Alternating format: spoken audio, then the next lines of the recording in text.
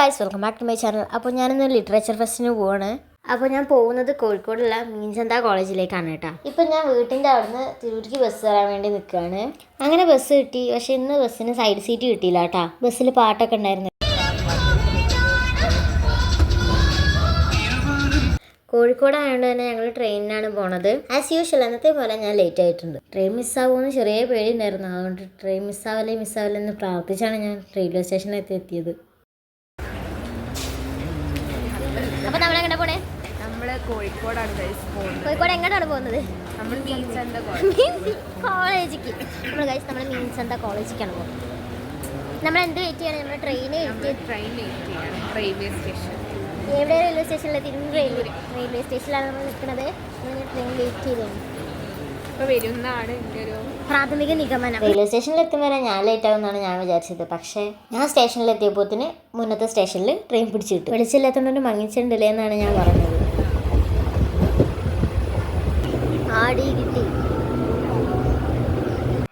ഇന്നലെ വാങ്ങിയ ബാഗിൻ്റെ കൂടെ ജിൻസിക്ക് ഒരു പൗച്ചും കൂടെ കിട്ടിയിട്ടുണ്ട്. അതിൻ്റെ ഇടയാണ് ജിൻസിക്ക്. എന്താണിത്? എനിക്ക് തരുമോ?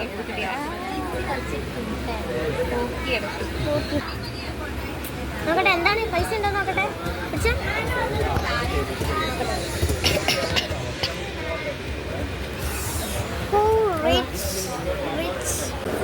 അപ്പം നമ്മൾ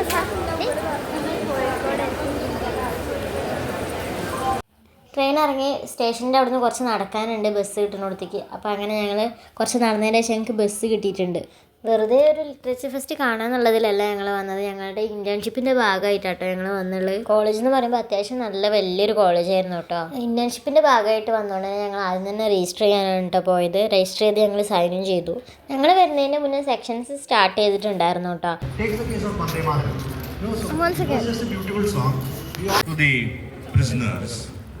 Today we will have socialist competition in cutting trees.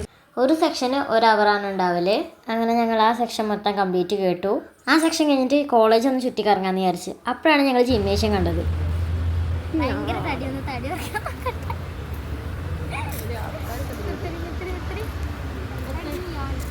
അങ്ങനെ ഞങ്ങൾ അതിലെല്ലാറ്റിലും ഓരോരുത്തരായിട്ട് കയറി. എല്ലാം വേണമല്ലോ ഒന്ന് ട്രൈ ചെയ്ത് നോക്കുക. വിനയ ഫുള്ള് കോൺഫിഡൻസിലൊക്കെ കയറുന്നുണ്ട്. എന്താ പാടാവോ? നിനക്ക് ഇത്രയും കഴിവുണ്ടെന്ന് ഞാൻ വിചാരിച്ചില്ല. എല്ലാം ഓരോ മെമ്മറീസ് അല്ലേ കിടക്കട്ടെ. അങ്ങനെ ഞങ്ങൾ ഇവിടെ ഒരു 20 മിനിറ്റോളാണ് ഞങ്ങൾ സ്പെൻഡ് ചെയ്തത്. കാരണം ഭയങ്കര ഫണ്ണും കാര്യങ്ങളൊക്കെ ആയിരുന്നു. ഭയങ്കരമായിട്ട് എല്ലാവർക്കും ഇഷ്ടപ്പെട്ടു സംഭവം.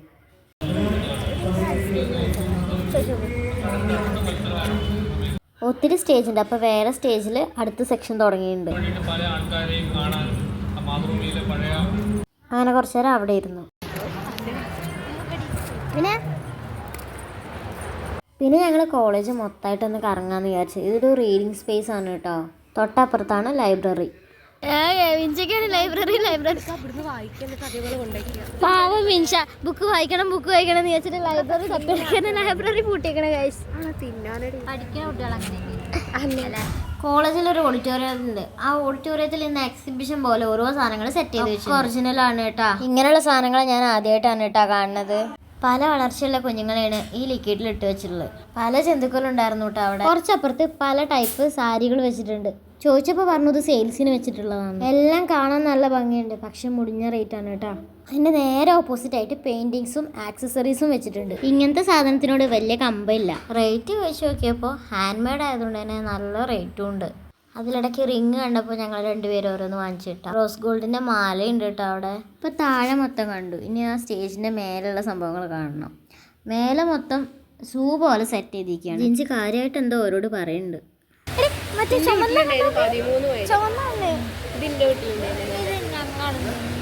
വലുതൊക്കെ എനിക്ക് എടുക്കാറിയാം. ഇവിടെ ഉള്ളതിൽ ഒന്നുപോലും ജിൻസിൻ്റെ വീടിൻ്റെ അവിടെ ഇല്ലാത്തില്ല.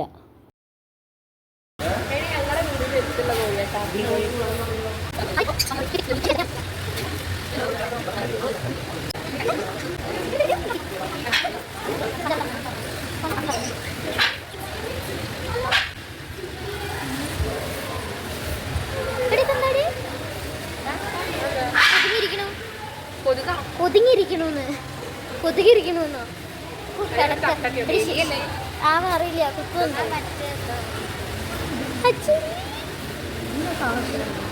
ആദ്യത്തെ ആളെവിടെ?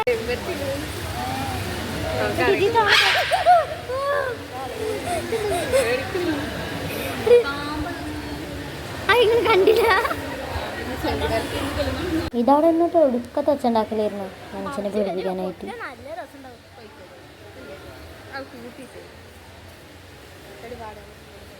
കരയുമ്പോ അവിടെ പോവാനുണ്ട്.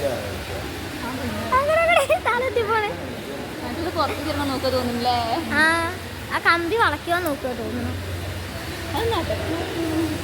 അതിന്റെ നേരെ പേടിയാവണടി സൗണ്ട് കേൾക്കുമ്പോ. ഇതൊന്നും എടുത്തരൂടി ഉള്ളിക്ക് വന്നോണ്ട് നോക്കുമ്പോ വരും.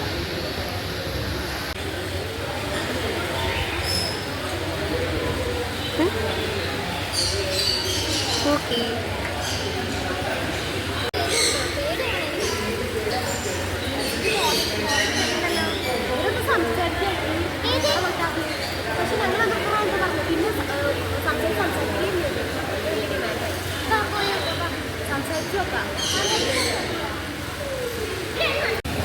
നമ്മൾ മൂന്നാലും മനസ്സിൽ അതിന് മാത്രം യൂട്യൂബിലിടാൻ നായിയെ.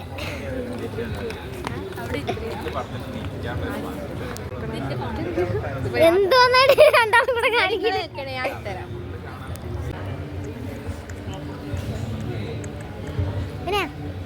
എന്താ നോക്കണേ?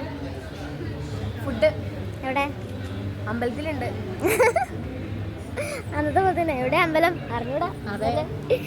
അപ്പൊ എന്താ നോക്കണ കാര്യമായിട്ട് മാപ്പിൽ നോക്കുകയാണ് എവിടെയാണ് ശിവന്റെ ടെമ്പിൾ എന്ന്. ഇവിടെ ശിവരാത്രി ആയതുകൊണ്ട് തന്നെ ഇവിടെ എവിടെയെങ്കിലും അന്നദാനം ഉണ്ടെന്നാണ് വിനയ പറയുന്നത്. നമുക്ക് നോക്കാം ശരിയാണോ തെറ്റാണോ. എന്തായി വിനയാന്റെ നിരീക്ഷണ നിഗമനമൊക്കെ എന്തായി?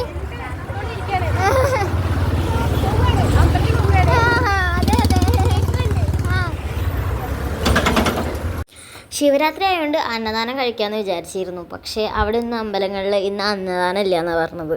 നോലുമ്പ് ആയതുകൊണ്ടാണ് വെജ് കഴിച്ചില്ല. എന്നുണ്ടെങ്കിൽ ഞാൻ വല്ല ബിരിയാണി വാങ്ങിച്ച് കഴിച്ചേനെ. പിന്നെ കറിയൊന്നും എനിക്ക് ഇഷ്ടപ്പെട്ടിട്ടില്ല. പിന്നെ ഞങ്ങൾ ക്യാമ്പസിനകത്ത് തന്നെ കയറി.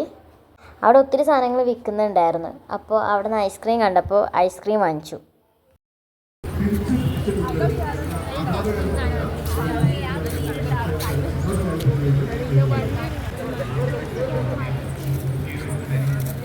അവിടെ ഇപ്പോൾ സെക്ഷൻ നടക്കുന്നുണ്ട്. പക്ഷേ ആ സെക്ഷനിൽ ഞാൻ ജോയിൻ ചെയ്തിട്ടില്ല. പിന്നെ അടുത്ത സെക്ഷൻ കേട്ടു.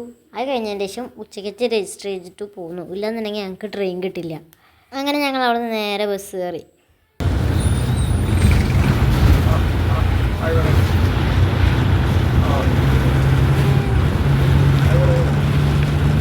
പിന്നെ ഞങ്ങൾ മിഠായി തെരുവിലൊന്ന് കയറി. അതിനത്ര നേരമില്ലെങ്കിലും കുറച്ച് നേരം ഒന്ന് കാണാമെന്ന് വിചാരിച്ചു. കുറച്ചപ്പുറത്ത് പോയപ്പോൾ ഹോട്ട് ചോക്ലേറ്റ് വിൽക്കുന്നുണ്ട്. അപ്പോൾ ഞങ്ങൾ അവിടെ പോയിട്ട് അതും വാങ്ങിച്ചു. ഞാൻ ആദ്യമായിട്ടാണ് ഇത് കഴിക്കുന്നത്. നാലുക്ക് ഇഷ്ടമായിട്ടാ. ഞങ്ങൾ 4 പേരും കൂടെ ഒന്നാണ് വാങ്ങിച്ചത്. ഇനിയും ഇവിടെ നിന്നാൽ സമയം വൈകുന്നുള്ളതുകൊണ്ടും ട്രെയിൻ കിട്ടില്ല എന്ന് അറിയുന്നതുകൊണ്ട് ഞങ്ങൾ വേഗം സ്റ്റേഷനിലേക്ക് പോയി. രാവിലത്തെ പോലെ തന്നെ സ്റ്റേഷനിലെത്തിയതിൻ്റെ ശേഷമാണ് ട്രെയിൻ ലേറ്റ് ആണെന്ന് നമുക്ക് മനസ്സിലാവുന്നത്. എന്തൊരിതത്. അങ്ങനെ ഞങ്ങൾ പിന്നെയും കുറേ നേരം ട്രെയിൻ വെയിറ്റ് ചെയ്തു.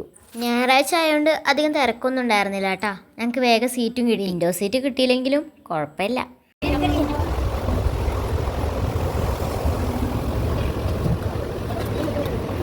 5:15 ട്രെയിന് 6 മണിയാവാൻ നേരത്താണ് കോഴിക്കോട് എത്തുന്നത്.